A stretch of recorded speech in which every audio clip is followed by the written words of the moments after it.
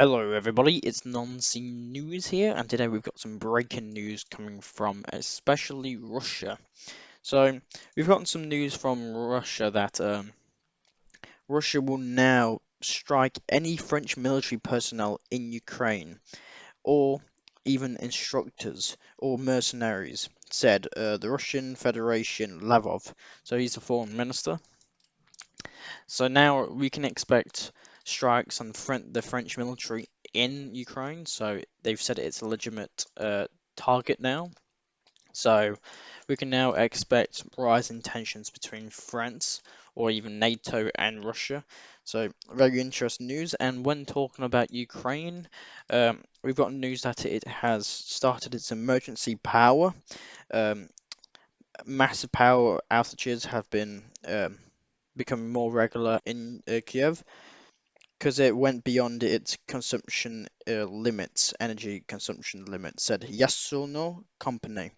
So, massive power outages in Ukraine, and we got some news coming from, I forgot to add it here, but, oh, I didn't, no, I didn't. We got some news coming from Taiwan, the Republic of China. Um, Biden has now allowed the US military to be brought to Taiwan if China uses force on the island. So, as soon as a single troop of Chinese troop lands in Taiwan, then we can expect troops or like just military bases troops around here to go full swing into Taiwan. So very, very big escalating tensions between Taiwan, China, and the USA. So not very good. We got some more trips to. Russia's done more trips to Africa countries, bringing Africa countries more close to Russia. And Lavrov, the foreign minister, has just arrived in Congo, and he is now working with. He's having a meeting with the Congo president, and they are discussing maybe economic trade between the two countries, or even like maybe small arm deals, because um, Congo is always in like in a kind of civil war, especially like around here. So, so we could probably expect arm deals or just economic just stuff.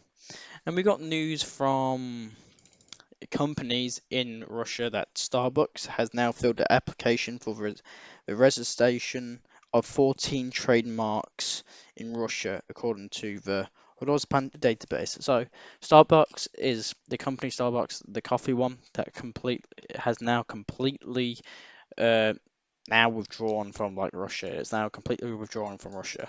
So very interesting.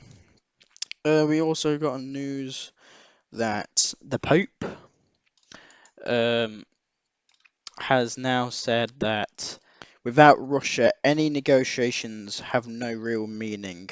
So he was talking about the Swiss conference, which is upcoming soon.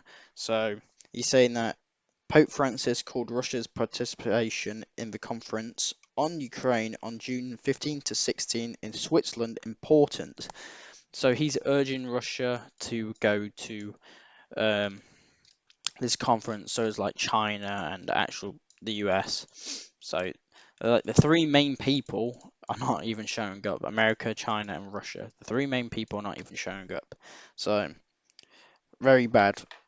We got news. There's been a little bit of a fight between NATO countries this past day. Um, the Italian Deputy Prime Minister Matteo Salvini suggested that for Macron should go to Ukraine himself to take part in the hostilities. So they're arguing about sending troops to Ukraine, NATO troops in Ukraine, and the Prime Minister said Macron should go to Ukraine if he wants to send people so much, send himself there. So big fights happening between NATO countries. And lastly, when talking about fighting. Uh, Israel Prime Minister Netanyahu has now and the Israeli government are now saying that we are approaching the point where a decision must be made and the army is ready to attack the northern border, so Lebanon. So these past couple days, Lebanon and Netanyahu, apparently Netanyahu is making difficult decisions about this. Carrying out maybe a major operation in the north will have serious consequences on our abilities in Gaza, said the Israeli um, defense minister. So they're saying while fighting Gaza, they should probably clear up Gaza first and then do Lebanon. So, so if in the next couple of days there ends up being a war between Israel and Lebanon, well, the non-C news have told you that it might be incoming. So that's just a maybe. And lastly, we have gotten some just space news. Russian cosmonaut Oleg Kosmenko has become the first person in history to spend 1,000 days in space. So, the first person in history to spend 1,000 days in space was a Russian, and that is very interesting, and that's all I have for you today. I hope you all subscribe and like. I hope you like these videos, and I'm Nancy News. I will try and provide you the news that Western media and others medias around the world do not show you, and I hope you all have a very good day. Thank you, and see ya.